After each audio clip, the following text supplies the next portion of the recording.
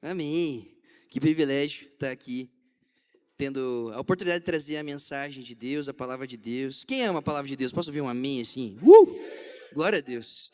E caminhar com amigos é o mais importante. Então, Deus me apresentou o pastor Erics, a Bela, como grandes amigos. Então, eu olho eles dessa forma e como é bom o SDA nos proporcionar esses momentos de unidade e a gente poder estar vivenciando isso em unidade da igreja. Eu creio que Jesus morreu pela igreja e o sangue dele nos conecta, apesar de a gente andar com pessoas estranhas e diferentes. Só a pessoa do seu lado, você é estranho. Pode falar, seja sincero. Mas a gente caminha junto. E isso é um maravilhoso, porque a gente vive isso no reino de Deus. E hoje eu quero falar um pouco sobre isso. Mas, me apresentando um pouco, o pastor Eric já me apresentou, eu sou o Joe, tá? Podem chamar de Joe. E, e minha esposa linda, Olivia, veio comigo. Te amo. E também a galera do Campo... Eu ia falar do Azaf, mas tem todo mundo aí também, então eu amo todo mundo. Obrigado, gente, por ter vindo aqui. E eu tenho certeza que essa palavra vai de encontro ao seu coração. Então preste bem atenção, porque eu vou falar de alguns valores do reino de Deus, para que você possa tanto observar Deus no extraordinário, como também no ordinário. O pastor de vocês ama avivamento. E eu creio que isso pode acontecer nos nossos dias, mas tudo isso começa com um avivamento pessoal. É você manifestar o reino de Deus. É você expressar o reino de Deus. Mas também no cotidiano. Sabe por quê que acontece? Parece que Deus, o próprio Jesus, ele está vivo tão somente no final de semana. Você vem no culto, você fala sobre Jesus, você lê a palavra de Deus, você caminha com as pessoas, e parece que Jesus está vivo só no final de semana. Mas quando chega na segunda-feira, parece que ele morreu na sua vida. E daí ele só ressuscita no próximo final de semana. Isso acontece por quê? Porque você não consegue enxergar Deus nos detalhes. E por isso que eu queria que você abrisse agora a Bíblia em Atos capítulo 3, que nós vamos começar a observar Deus no ordinário, Deus nos detalhes, e quando você expressa o reino de Deus através desses valores, você pode viver uma vida extraordinária em Deus. Amém? Abre em Atos 3. Atos 3. Calma aí. Gastando inglês aqui. Pode falar em línguas aqui, professor? Eu tenho. Ok. Atos 3. Quem achou, diga amém. Quem não achou, diga misericórdia. Quem não trouxe Bíblia, diz perdão, Senhor. Ai. Não está lá na igreja, eu não vou puxar a orelha, né, amor? Então, beleza. Todo mundo achou? Vamos ler a palavra de Deus. A Bíblia diz assim: certo dia, por volta das 3 da tarde, Pedro e João foram ao templo orar. Um homem aleijado de nascença estava sendo carregado. Todos os dias ele era colocado ao lado da porta chamada Formosa, para pedir esmolas a quem entrasse no templo. Quando ele viu que Pedro e João iam entrar, pediu-lhes dinheiro. Pedro e João se voltaram para ele. Olhe para nós, disse Pedro. O homem fixou o olhar neles, esperando receber alguma esmola. Pedro, no entanto, disse: não tenho prata nem ouro, mas lhe dou o que tenho. Em nome de Jesus Cristo Nazareno, levante-se e ande. Então Pedro segurou o aleijado pela mão e o ajudou a levantar-se. No mesmo instante, os pés e os tornozelos do homem foram curados e fortalecidos. De um salto ele se levantou e começou a andar, e em seguida, caminhando, saltando e louvando a Deus, entrou no templo com eles. Quando o viram caminhar e o viram louvar a Deus, todos perceberam que era o mesmo mendigo que tantas vezes tinham visto na porta Formosa, e ficaram perplexos. Admirados, correram todos para o pórtico de Salomão, onde o homem permanecia com Pedro e João e não se afastava deles. Pedro, percebendo o que ocorria, dirigiu-se à multidão. Povo de Israel, por que ficam surpresos com isso? Disse ele. Porque olham para nós como se tivéssemos feito este homem andar por nosso próprio poder ou devoção? Pois foi o Deus de Abraão, de Isaque e de Jacó, o Deus de nossos antepassados, quem glorificou o seu servo Jesus, a quem vocês traíram e rejeitaram diante de Pilatos, e apesar de ele ter decidido soltá-lo. Vocês rejeitaram o santo e justo, e em seu lugar exigiram que um assassino fosse liberto. mataram o autor da vida, mas Deus o ressuscitou dos mortos, e nós somos testemunhas disso. Amém?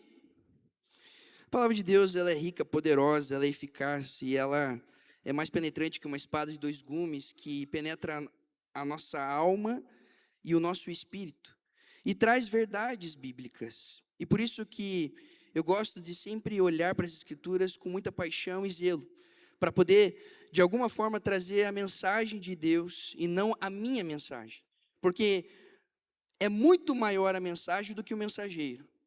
E a obra é muito maior do que o obreiro. Então preste bem atenção nesses pontos que nós vamos trabalhar com certos valores. Lembra que eu falei sobre o reino de Deus? O reino de Deus, ele é imaterial. Ou seja, você não consegue pegar no reino de Deus. Como também o reino de Deus é invisível. Você consegue enxergar o reino de Deus aqui? Não consegue enxergar o reino de Deus. Então o reino de Deus é invisível, ele é imaterial. Mas daí quando Jesus fala, o reino de Deus chegou, o reino dos céus, o que ele estava querendo expressar? Os valores desse reino. Você está neste mundo, mas você não é deste mundo. E a palavra de Deus diz que nós somos co-cidadãos dos céus. Ou seja, quando você entrega a sua vida a Cristo, você se torna um co-cidadão do reino dos céus. É como se você recebesse uma habilitação agora para você já viver, desejar algumas coisas da eternidade. Mas daí a pergunta fica, como nós expressamos então o reino de Deus?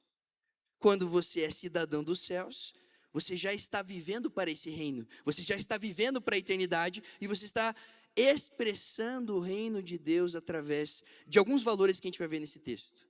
A gente vai ver alguns homens de Deus que viviam esses valores na prática e logo quando eles o viviam de forma plena, as pessoas viam que Jesus estava vivo. Eles viam milagres acontecendo e eles viam o extraordinário acontecendo. Mas eles faziam isso no cotidiano. Não era só em um momento específico, era todos os dias. E o primeiro valor que a gente pode perceber aqui, eu quero que você acompanhe na sua Bíblia, é a oração. Certo dia, por volta das 3 da tarde, Pedro e João foram ao templo orar.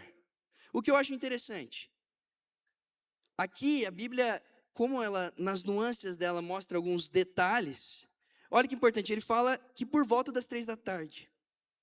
Dá o horário. Tinha um momento, um horário, tinha algo que estava sendo colocado na agenda desses homens, aonde de forma rotineira, cotidiana e constante, eles tinham esse tempo de oração. Era um tempo inegociável, era um tempo onde eles exerciam esse momento de orar, essa disciplina espiritual. E que eu acho interessante, essa vida comprometida com a oração os levavam a enfrentar certas tribulações, mas com fé.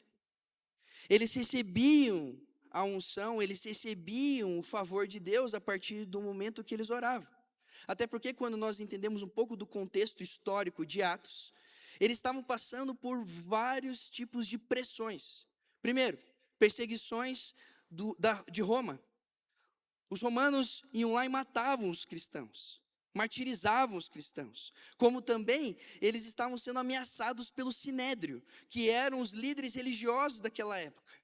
Mas quando você vê nos textos de Atos, a igreja crescia, mesmo debaixo de crise política, mesmo debaixo de crise moral, mesmo debaixo de crise econômica, mesmo quando tinha uma crise espiritual. Ali que acontecia o avivamento. A igreja continuava crescendo, porque ela era fortalecida através da oração. E sabe o que eu acho interessante?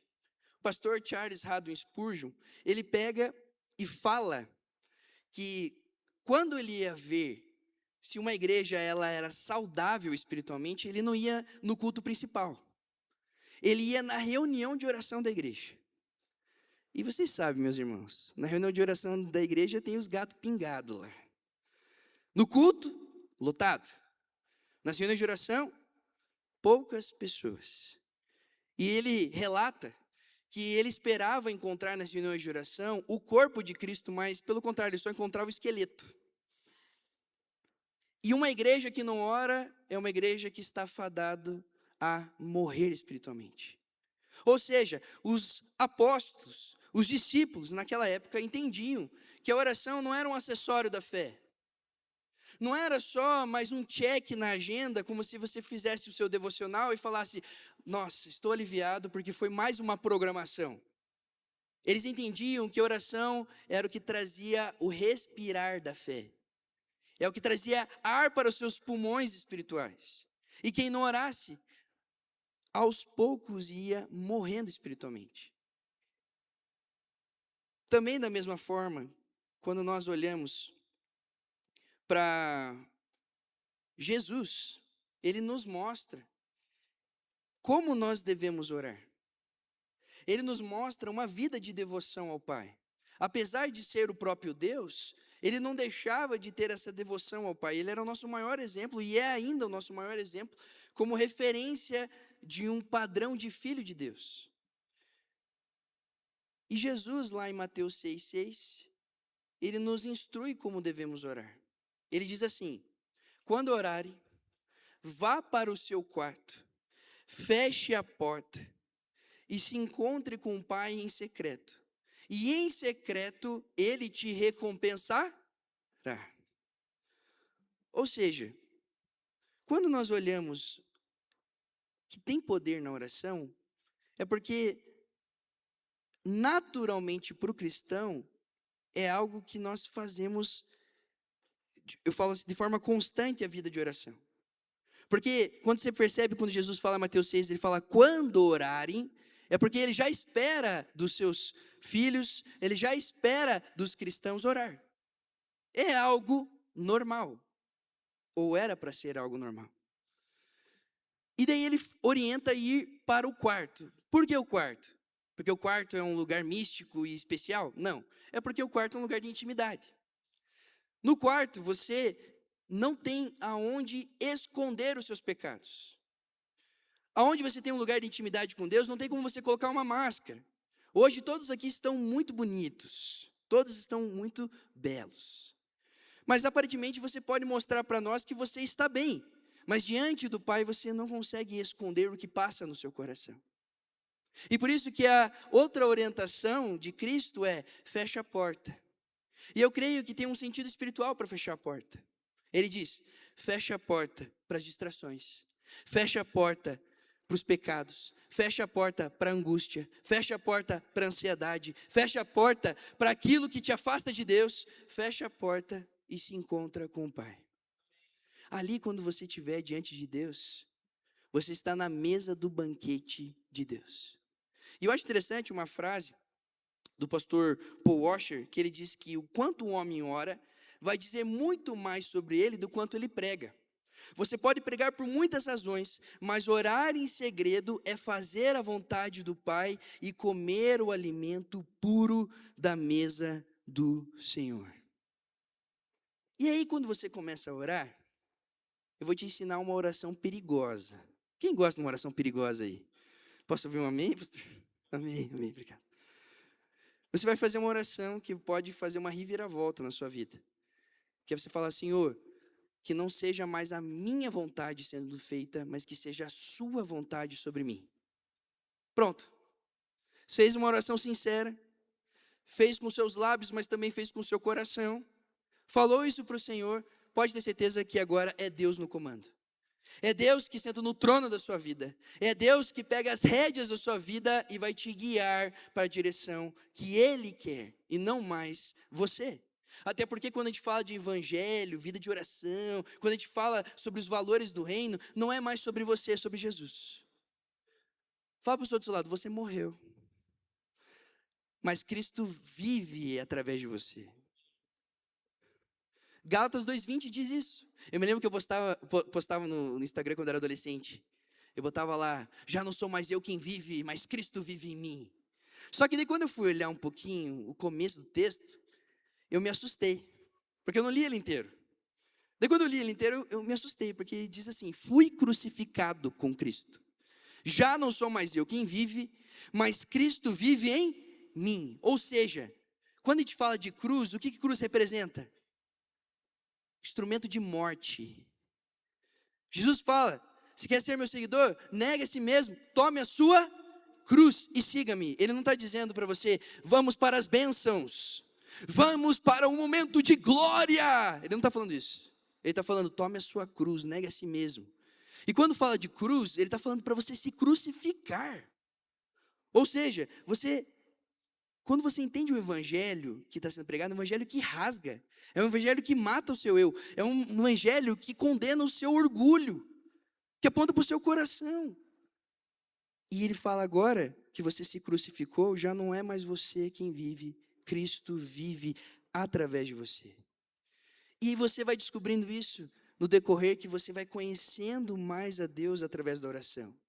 E a palavra de Deus diz que a oração de um justo tem muitos seus efeitos. Ou seja, a oração não é para os superpoderosos. A oração não é para o grande apóstolo Paulo tão somente orar pela vida das pessoas, ou os nossos grandes pastores aqui dessa igreja que eu conheço, são homens de Deus, mas eles não são mais especiais do que vocês.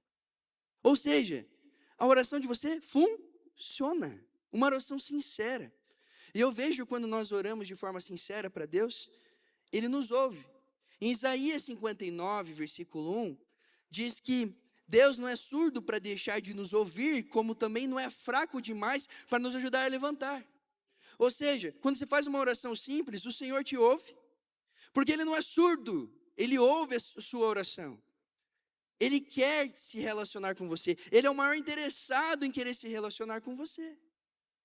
Por isso que quanto mais oramos, mais nós conhecemos do nosso Senhor. E consequentemente Ele vai nos direcionando nas outras áreas da nossa vida, e a gente vai vendo o poder de Deus sendo revelado. Uma pergunta, você crê no poder de oração, do poder da oração? Posso ouvir um amém forte da juventude aqui? Amém? Amém? Então por que não ora? Você crê tanto no poder da oração? Você sabe para quem está sendo endereçada essa oração? Então por que não ora? Nós oramos pouco. Nós não se relacionamos com esse Deus. Parece que a gente fala sobre Ele, mas não entende quem Ele é. E no dia a dia nós não estamos tendo essa consciência clara para quem nós estamos endereçando a nossa oração. E sabe o que eu acho interessante? Teve uma vez que a gente estava numa reunião de oração, lá na nossa igreja, quinta-feira de manhã, poucas pessoas. Chegou uma dona de um brechó do nosso bairro, desesperada, porque o braço dela não estava mais se movendo, ela não estava conseguindo mais mexer os seus braços, e ela estava com uma dor no seu braço. E ela chegou pra gente, e a gente é batista, tá ligado, né? Batistão, tradicional, mais cético. Mas eu fui lá orar por aquela pessoa. E a oração do justo tem muitos seus efeitos. Eu me lembro que eu fui lá, encostei no ombro daquela senhora, ela chorando, desesperada, ela não conseguia mexer as mãos. Uma simples oração fez ela começar a chorar, porque ela disse, eu estou conseguindo mexer as minhas mãos, eu estou conseguindo mexer as minhas mãos, eu estou conseguindo mexer, você tem que ir lá orar por mim também, porque eu estou com um monte de problema no meu brechó. E a gente foi lá orar. Deus ouve as nossas orações. E você pode ver muitas pessoas tendo essas experiências através de simples orações, porque não é sobre a sua oração, mas é para quem estamos endereçando a sua oração. Eu creio que existe uma lei espiritual quando oramos, que é a ação e reação. Já ouviu falar isso de ciências lá? Ação e reação? Há uma ação nossa, por parte de nós, quando nós se encontramos com o Senhor. Você se ajoelha diante do Rei dos Reis. Há uma ação. Mas eu creio que a reação é, as portas dos céus se abrem. Todas as vezes que você orar, entenda, as portas dos céus se abrem, há uma reação dos céus. Eu acho interessante que o Hernandes Dias Lopes, ele disse que quando oramos, é como se você pegasse a chave que abre a porta dos céus. E por isso que toda vez que você tem a ação de se dobrar e joelhar, há uma reação dos céus. Vem uma mão de Deus sobre você, que te toca, que te ajuda nos momentos mais difíceis e que acaba te levando para o centro da vontade de Deus. Mas sabe o que acontece muitas vezes? A gente acha que é muito trabalhoso orar. Joe, sério, você não sabe como é a minha agenda. Tenho faculdade, eu trabalho, tenho que servir no ministério, tenho que cuidar de gente, tenho que liderar a célula, eu tenho que fazer muita coisa. Você não sabe, eu tenho que cuidar da minha família, eu tenho os meus negócios, eu tenho os meus planos, os meus projetos. Eu não tenho tempo para orar. Mas sabe o que eu vou falar? Às vezes você acha que oração é perda de tempo, mas ela te poupa tempo. Porque você vai seguindo a tua vida, tomando as decisões do seu próprio jeito. Você já sabe a consequência, né? Dá errado. E aí você se volta com o rosto no chão, pedindo, Senhor, me ajuda. Mas daí você já está sofrendo as consequências das suas próprias decisões. Então lembre disso. A oração poupa tempo, não é perda de tempo. Você está consultando o próprio Senhor, o Criador dos céus e da terra, e Ele te orientará. Mas muitas vezes a gente prefere, ao invés de orar, murmurar. Sabe o que acontece isso? Fica reclamando, falando mal dos outros, falando mal da igreja. Acontece isso aqui ou só no Campo Comprido? Acho que só no Campo Comprido acontece. Ah, porque nada dá certo. Ah, porque as coisas que eu tento fazer não dá certo. Você só fica murmurando, reclamando. Mas imagine se você passasse mais tempo orando. Você estaria já ouvindo a direção do alto, a visão do alto, aquilo que Deus iria falar para você e te revelar como vontade dele para você. Eu tenho certeza que nós vamos viver ainda mais de Deus quando passarmos mais tempo com Ele. Amém? Oração. Segundo valor, veja ali comigo. Versículo 4. Pedro e João se voltaram para ele e disseram, olhe para nós. O homem fixou o olhar neles, esperando receber alguma esmola. Então, como o primeiro valor é a oração, o segundo valor é a compaixão. O que eu acho interessante, aqueles homens estavam indo lá, viver o exercício ritualístico, viver o exercício espiritual da oração. Eles iam para a sinagoga e iam orar. Mas aí eles viram uma pessoa aflita. Eles viram uma pessoa que precisava ser atendida, ser acolhida.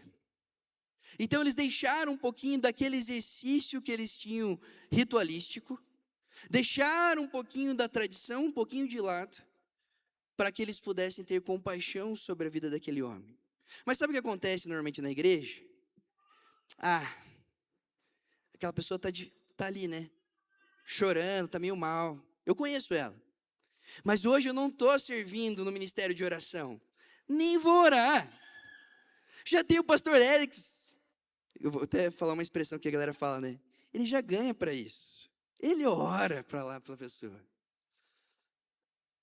E daí você continua vivendo simplesmente como aquele fariseuzão religioso. Uma religiosidade que você não vê o agir de Deus na prática, porque, infelizmente, você só frequenta a igreja.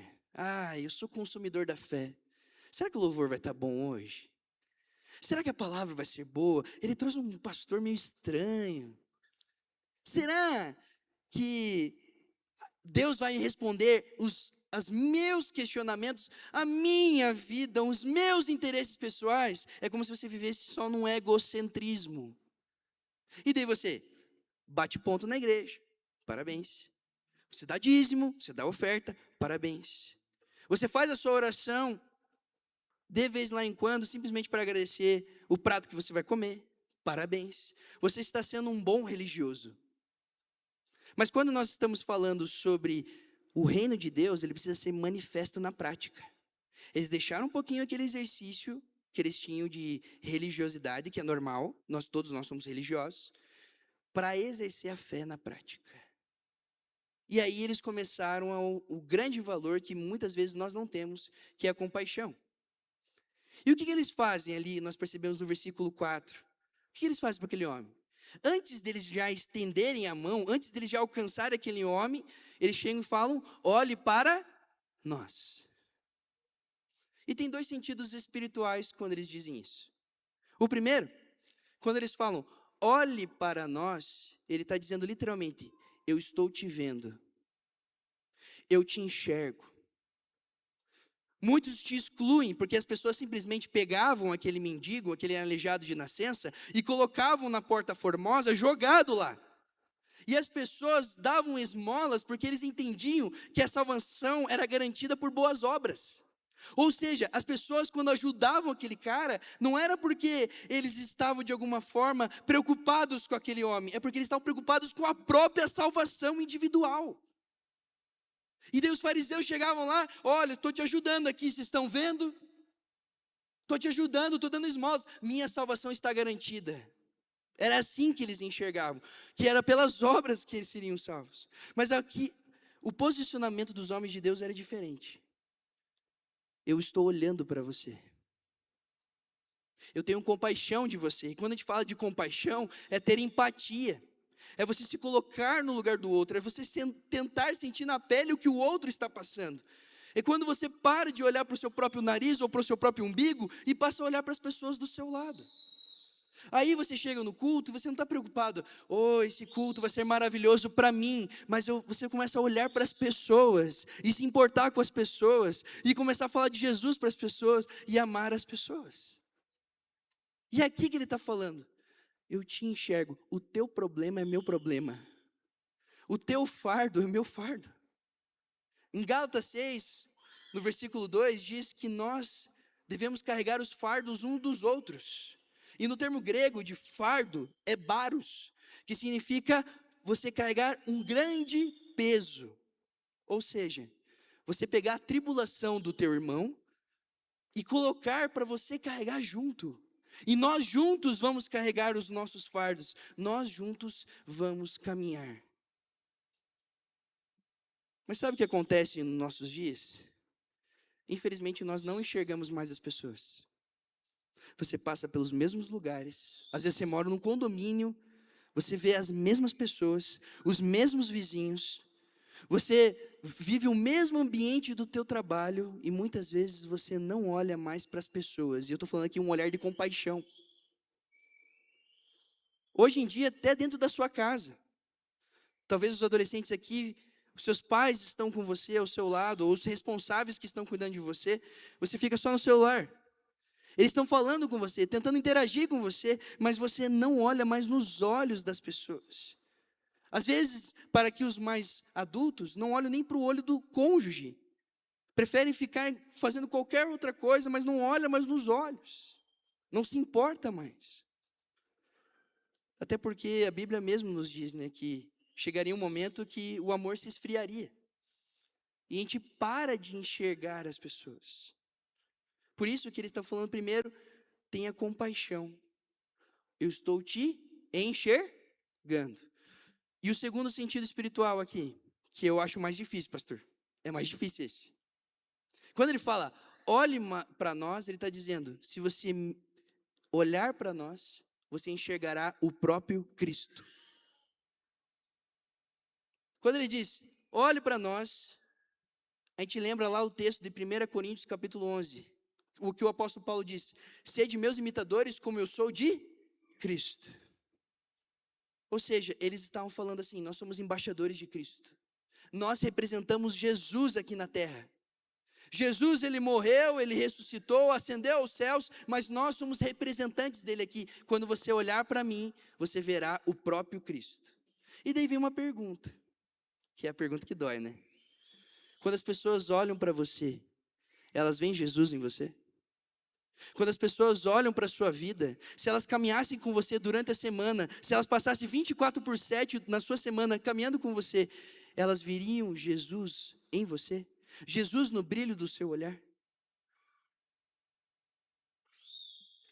Depois que eles tiveram esse momento de compaixão, e representando Jesus, eles foram em direção a esse homem, vem o próximo valor. Eles viveram o poder do Evangelho de Deus. Viveram o poder do Evangelho de Deus. Note comigo ali, no versículo 6.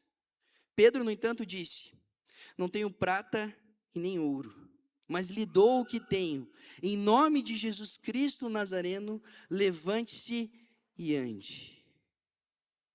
Aqui você percebe que Pedro, como a maioria dos jovens aqui, talvez, não sei, mas não tinha prata nem ouro. Eu falo que a maioria dos jovens não tem muito dinheiro, né? Mas uma coisa nós carregamos: a mensagem poderosa de Jesus.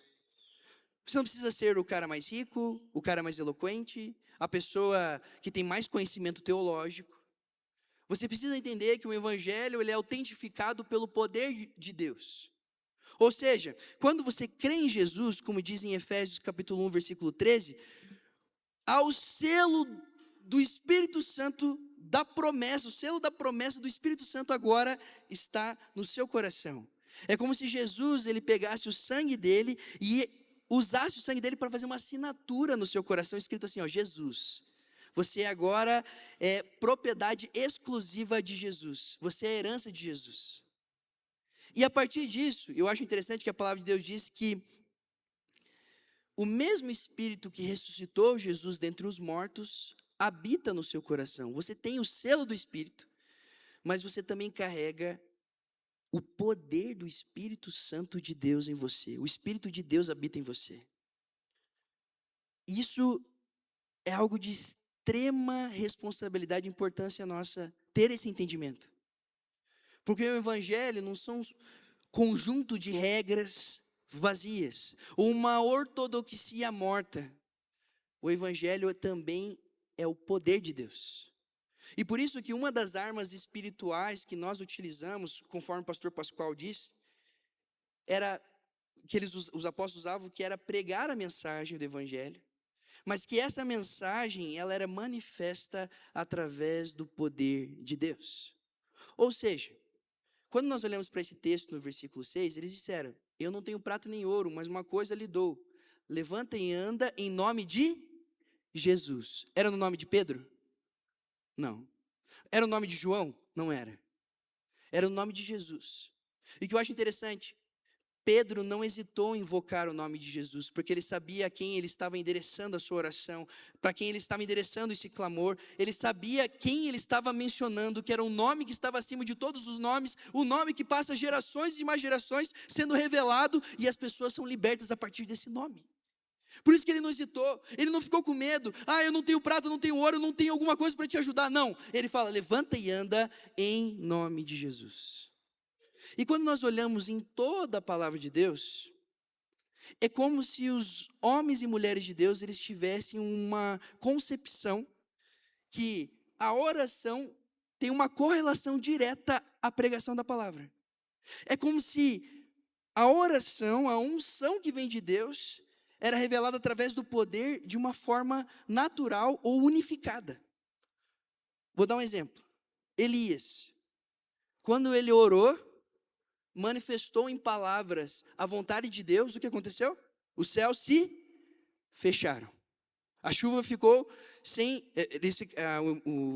o povo de Israel ficou sem chuva durante 3 anos. Mas também quando ele orou, o que aconteceu? O fogo veio dos céus e consumiu todo o holocausto. E o que eu acho interessante, no Novo Testamento, a Bíblia diz que Elias era carne e osso que nem eu e você. Era humano, mas quando ele orou, veio uma resposta de Deus. É como se ele estivesse manifestando o poder de Deus através da oração e da vontade de Deus sendo manifesta através também das palavras. Nós vemos também Salomão. Em 2 Crônicas capítulo 5 e 2 Crônicas capítulo 7, mostra ali, primeiramente no capítulo 5, mostra a inauguração do templo. Se cumpre aquilo que Davi tanto desejava, que era construir um templo para Deus, se cumpre em Salomão. E Salomão, quando ele vai fazer a primeira oração, consagrando aquele templo ao Senhor, o que a Bíblia diz? Que vem a Shekinah de Deus. Uma nuvem gloriosa, um peso glorioso da presença do Senhor. Aonde os sacerdotes não conseguiam cumprir mais os seus ofícios. Ou seja, a presença de Deus tomou aquele lugar com uma simples oração, a tal ponto que as pessoas não conseguiam ficar de pé. Oração simples. No capítulo 7, novamente, o rei Salomão faz uma outra oração. No primeiro foi uma nuvem, no segundo foi fogo que veio dos céus.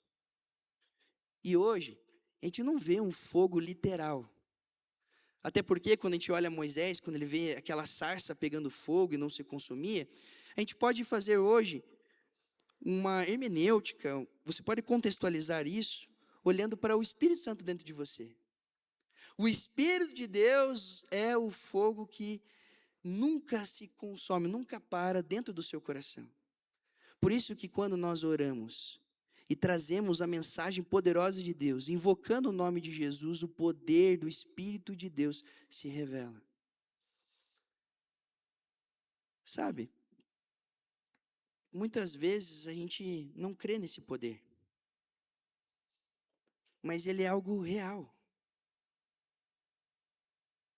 Em 1 Coríntios capítulo 2, versículo 4, diz justamente sobre isso. O apóstolo Paulo diz: minha mensagem, minha pregação não consistiram apenas em palavras persuasivas de sabedoria, mas consistiram de demonstração do poder do Espírito, para que a fé que vocês têm não se baseasse na sabedoria humana, mas no poder de Deus.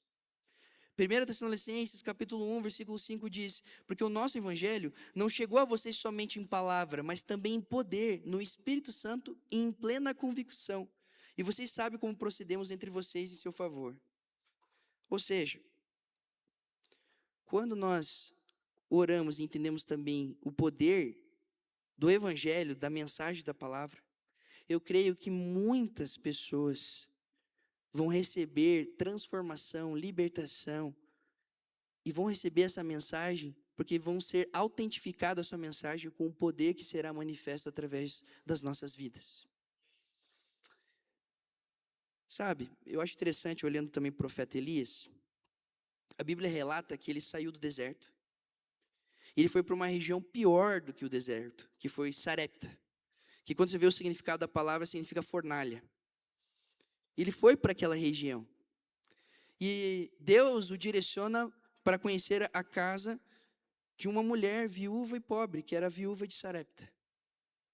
Ela estava com seu filho, não tinha o que comer para ela e não tinha como alimentar o seu próprio filho.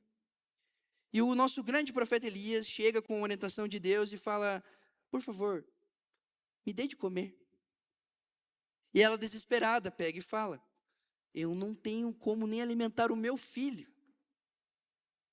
Mas o profeta diz: mas confia, dê-me de comer. O que aquela mulher faz? Pega tudo o que ela tinha e vai lá, prepara e faz um pãozinho, tudo bonitinho, e dá para o profeta. O profeta vai lá e se alimenta. O filho dela morre. E aí ela se revolta. Você veio até aqui para trazer maldição para minha casa. Você diz que confia nesse Deus, mas ele veio trazer maldição para mim. Como que você veio pedir de comer se eu não tinha nem como alimentar meu filho? Agora meu filho morreu. E aí a pergunta é: o que você faria nessa situação? Deus te manda fazer algo aparentemente estranho. Você cumpre o que Deus faz e, na primeira instância, dá tudo errado. O que você faria? Você ia começar a se justificar. Oh, desculpa, minha senhora. Eu vim por orientação de Deus, eu sou um mensageiro, uma mensageira de Deus. Eu vim em obediência a Deus, eu estava escutando o que Ele estava me falando. Eu não sabia que isso ia acontecer, me perdoa. Foi isso que Elias fez? Não. Elias, ele tinha a concepção que tinha poder na oração e na palavra de Deus. Ele foi lá, pegou aquele menino que estava morto em seus braços, pegou ele e fez uma oração. E aquele menino ressuscitou. Sabe?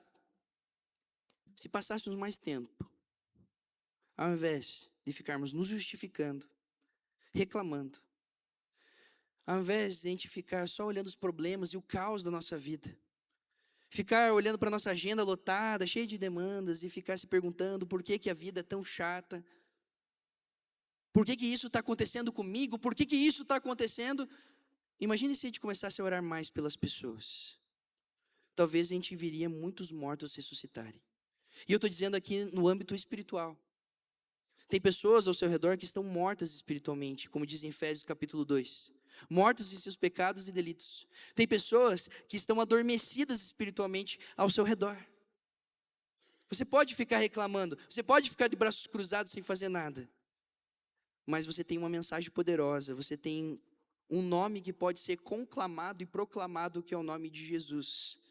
E eu creio que se nós passássemos mais clamando esse nome, proclamando esse nome, anunciando essa mensagem, muitas pessoas que estavam mortas ressurgirão espiritualmente, vão renascer. E daí a gente vai ver as águas do batismo cheias de pessoas que realmente entenderam a mensagem do poder de Deus. Amém? O último valor. Então a gente já viu oração, compaixão, viver o poder do evangelho, e agora é a humildade. Acompanha comigo. No versículo 11 ali.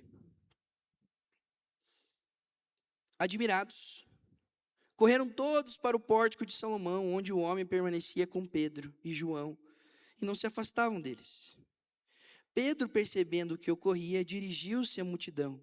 Povo de Israel, por que ficam surpresos com isso? Disse ele. Porque olham para nós como se tivéssemos feito esse homem andar por nosso próprio poder ou devoção. Pois foi o Deus de Abraão, de Isaque e de Jacó, o Deus de nossos antepassados, quem glorificou o seu servo Jesus, a quem vocês traíram e rejeitaram diante de Pilatos, apesar dele ter decidido soltá-lo. Vocês rejeitaram o santo e o justo, e em seu lugar exigiram que um assassino fosse liberto. Mataram o autor da vida, mas Deus o ressuscitou dos mortos, e nós somos testemunhas deste fato. Aqui, nós entendemos que as mãos foram de Pedro, mas o poder foi de Deus. As pessoas ficaram surpresas, admiradas com aquilo que eles tinham acabado de ver. Um homem aleijado de nascença, há muito tempo ficava naquela porta jogada, agora levantou e começou a saltar e louvar a Deus, a glorificar o nome de Deus. Eles viram um milagre na frente deles. E aí, Pedrão sacou o que estava acontecendo e começou a questionar o povo. Por que vocês estão admirados? Por que vocês estão perplexos? Vocês não creem que o Deus dos seus antepassados, o Deus de Abraão, Isaque e Jacó, que enviou o seu filho e vocês o rejeitaram, vocês o traíram, vocês o abandonaram, mas ele veio aqui no mundo, mas ele ressuscitou dos mortos, o autor da vida matou a morte, triunfou sobre a morte, e ele está vivo e nós somos testemunhas deste fato. Ou seja, ele estava atribuindo toda aquela ação miraculosa para o próprio Deus. Eram as mãos de Pedro, mas quem agiu poderosamente é Deus. Quando nós olhamos para a palavra, quem nos convence do pecado, da justiça e do juízo? É o Espírito de Deus. Não é pela sua persuasão, pelo seu jeito de falar com as pessoas, se você é extrovertido ou introvertido, não é pelo teu perfil, pela tua personalidade. Mas é quando nós entendemos com humildade quem faz as coisas. A Bíblia diz que nada nós podemos fazer se não for por Deus. Nada podeis fazer sem Deus. E quando você entende isso, você se torna humilde de espírito. E humildade, primeiramente, é você reconhecer a sua falência espiritual. Ou seja, você não consegue ir até Deus sem a ajuda do próprio Cristo. Você não consegue amá-lo de forma verdadeira, você não consegue se santificar, você não consegue viver conforme a palavra de Deus se você não tem um encontro claro com Jesus. E a humildade é você reconhecer: eu sou tão pecador, eu sou tão vacilão, eu não consigo. Eu não consigo ter forças de ir em direção a Deus. É Ele que vai me dar as forças necessárias. Eu preciso buscar nele. Humildade é você não lutar suas próprias batalhas sozinho. Você não achar que é do teu jeito, com o seu conhecimento intelectual, com a sua experiência. Você não fazer as coisas com a força do teu braço. Humildade é você reconhecer que você é como se fosse um mendigo espiritual, que encontrou outro mendigo e está apontando aonde está o pão. Isso é ser humilde de espírito. E o que Jesus fala lá no Sermão do Monte, em Mateus capítulo 5? Bem-aventurados, felizes são aqueles que são humildes, ou em outras versões, pobres de espírito, pois estes herdarão o reino dos céus. Sabe o que eu acho interessante? Pobre de espírito, humilde, não é você ficar falando, nossa, eu não tenho nada, eu sou a vítima da sociedade, eu sou oprimido, olha como eu sou tão humilde. Não vou usar a melhor roupa, não vou ter o melhor carro. Isso aí é falsa modéstia, é diferente. Humildade é você ser dependente de Deus. É quando você fala assim, eu não consigo fazer nada se Deus não me guiar, se Deus não me direcionar. Eu não vou dar um passo sem orar. Eu dependo de Deus. E quando você depende de Deus, tudo o que você for fazer, agir, vai ser através da vontade do Senhor. A sua mente é renovada, como diz em Romanos capítulo 12. Você se torna um sacrifício vivo e santo diante de Deus. E a partir desse momento você vive a boa, perfeita e agradável vontade de Deus. Como eu falei, não é mais sobre você. É sobre Jesus em você. Quem está escrevendo agora a sua história não é mais você. Não é você falando assim, Jesus, atua agora na minha vida nessa área. Jesus, agora faz isso aqui que eu estou mandando. Jesus, por favor, não me atrapalhe agora. Eu quero fazer do meu jeito, beleza? Não é assim. É o próprio Cristo escrevendo a história por você. Por isso, que apesar das mãos serem de Pedro, a ação miraculosa veio dos céus, veio de Deus, veio do poder de Deus. E eles terminam falando sobre o autor e consumador da nossa fé, o autor da vida que é Jesus. Eles falaram abertamente para aquele povo, para aquelas pessoas que estavam admiradas com aquilo que aconteceu, dizendo que Jesus está vivo. E eles se tornaram testemunhas disso. Porque eles estavam expressando o reino de Deus para as pessoas. Sabe o que eu creio de tudo que nós falamos? Quando vivemos esses valores, você está anunciando aonde você for, o reino de Deus chegou. Você chega no seu trabalho, agora você não olha mais pela tua cosmovisão. Você não está mais enxergando as coisas pelo teu jeito, pela tua ótica. Agora você está enxergando pelas lentes de Cristo. Você está olhando pela cosmovisão de Cristo. Você chega no seu ambiente de trabalho e diz, o reino de Deus chegou. Você chega na sua escola, o reino de Deus chegou. Você chega na sua casa, na sua família e diz, o reino de Deus chegou. Posso quebrar um pouquinho o protocolo? Vou descer um pouquinho e ficar pertinho de vocês. Eu creio que quando nós vivemos valores simples, que você viu ali, oração, compaixão, pregar a mensagem poderosa de Deus, viver aquilo que prega, e de fato você vivenciar isso na prática. E também você ter a humildade e reconhecer que você não consegue fazer nada sem Jesus. Você vai começar a ver o amor e o poder de Deus sendo revelado através de você. Por que nós servimos as pessoas? Porque já fomos servidos por Jesus. Jesus, sendo o próprio Deus, não veio para ser servido, veio para servir. E muito além de servir, Ele entregou o seu próprio corpo, a sua própria vida em favor de nós, pecadores, falhos. E por isso que nós temos que ser testemunhas deste fato. Por que você ama as pessoas? Por que você tem compaixão das pessoas? Porque você foi amado já por Deus. Você não precisa buscar mais a aprovação dos outros. Você não precisa mais querer provar algo para alguém, porque você já foi aprovado diante de Deus, você já recebeu o amor de Deus, e por isso você está derramando sobre as pessoas aquilo que você já recebeu de Deus. E aí você vai começar a viver algo poderoso da sua fé. Não viva uma fé medíocre, gente. A gente tem pouco tempo, a gente nem sabe o dia de amanhã. Eu me lembro que eu estava na minha folga, e eu sempre falo que Jesus não tira folga. Eu tento tirar, mas Jesus não. Estava pescando, a galera sabe que eu gosto de pescar. Sim, sou tiozão. Sim, eu gosto de pescar. E eu fui lá no pesqueiro e tal, peguei nada. Mas o dono do pesqueiro descobriu que eu era pastor. E ele veio me relatar que a filha dele estava com as pernas atrofiadas porque ela tinha acabado de sofrer um acidente e ela caiu de uma altura muito elevada e machucou as duas pernas. E daí, sabe, ele chegou, você pode orar pela minha filha? Eu falei, posso. E naquele dia, gente, eu só peguei insolação. Peguei nada de peixe. Passei vergonha lá, porque às vezes eu sempre conto as minhas histórias, tento postar nos stories, né, mas eu passei vergonha, não peguei nada de peixe. Só que eu entendi o que Deus estava me chamando naquele dia. Era para eu pescar almas. E sabe o que aconteceu? Eu fui orar pelaquela menininha. Ela tinha 11 anos, ela ajudava os pais ali a fazer o pesqueiro rodar.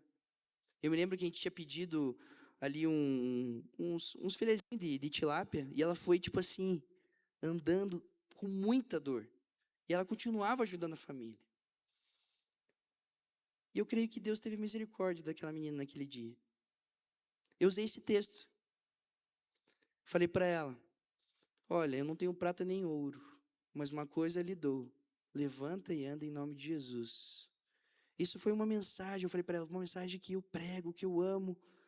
Você crê nisso? Daí ela disse, eu creio. Então vamos orar. A gente fez uma oração. E eu vi o milagre do Senhor acontecendo. Aquela menina voltou a andar. Na hora, eu vi. Você vai falar assim, tá bom, calma aí, Joe. Isso sempre acontece quando você ora? Não. Tem vezes que eu oro e não acontece. E tudo bem, é vontade de Deus. Tudo certo. Mas sabe o que eu creio? Que o maior milagre que nós podemos ver nos nossos dias não é só uma pessoa voltar a andar. Porque eu vi com os meus próprios olhos. Mas a gente vê pessoas que estão saindo das trevas para a maravilhosa luz. Pessoas que estão perdidas, cegas, que estão sem rumo, sendo alcançadas pela luz de Cristo. Mas sabe o que eu acho interessante? Jesus diz, eu sou a luz do mundo. Mas quando ele se refere à igreja, que somos nós, ele diz, vós sois a luz do mundo. Você está entendendo que a gente tem um papel bem parecido com o de Jesus? Por isso que a igreja precisa continuar brilhando a luz de Cristo. Não é a nossa própria luz.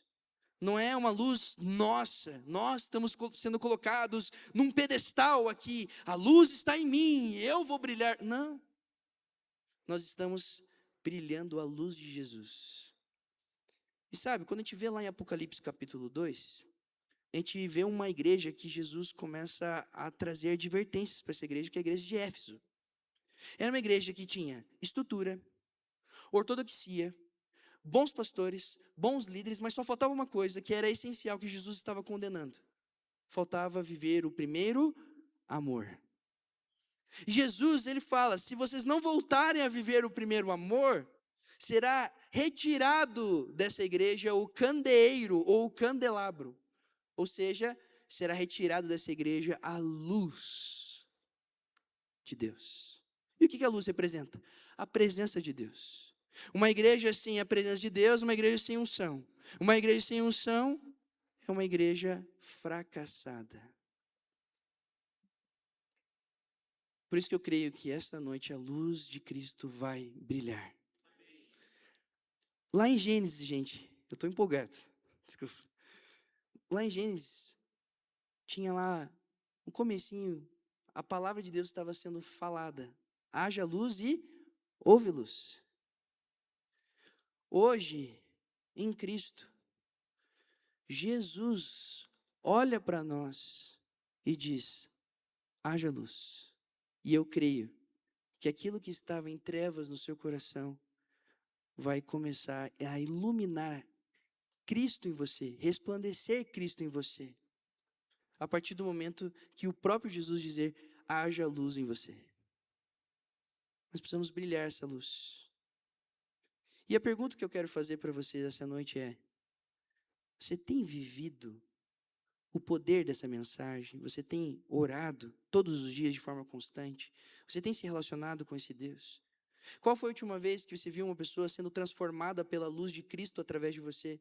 Qual foi a última vez que você pregou o evangelho para alguém e você amou tanto essa pessoa, olhou para essa pessoa, enxergou essa pessoa e você viu que essa pessoa conheceu a Jesus? Qual foi a última vez que você teve humildade de reconhecer que você não consegue lidar com os seus problemas sozinho, que você não consegue fazer as coisas sozinho, que você depende única e exclusivamente de Deus? Queria que você fechasse seus olhos no seu lugar. E eu queria que você refletisse. Você tem vivido o valor da oração de forma sincera? Você tem, de fato, vivido o valor da compaixão? Enxergando as pessoas, olhando para aqueles que precisam, olhando para aqueles necessitados, as pessoas que não conhecem a Jesus, você tem enxergado as pessoas? Por acaso você tem anunciado, conclamado a mensagem de Cristo para as pessoas? Você tem visto pessoas sendo transformadas, escamas das pessoas, dos olhos dela caindo, as algemas quebrando? Você tem visto o poder do Evangelho sendo anunciado através da sua vida? E a outra pergunta é: você tem sido humilde de espírito? Se você quer hoje viver um desses valores, e você quer se comprometer diante de Deus, a falar assim: nós somos testemunhas daquilo que o Senhor pode fazer, nós somos testemunhas porque o Senhor é o autor da vida, o Senhor matou a morte, triunfou a morte, o Senhor ressuscitou dentre os mortos, e esse Espírito habita em mim e eu quero fazer alguma coisa. Se o Espírito Santo está te incomodando, eu queria pedir para você ficar de pé no seu lugar. Esse é o momento de você se colocar diante de Deus. Não tenha vergonha, já tem pessoas ficando de pé. Essa mensagem é para mim e para você.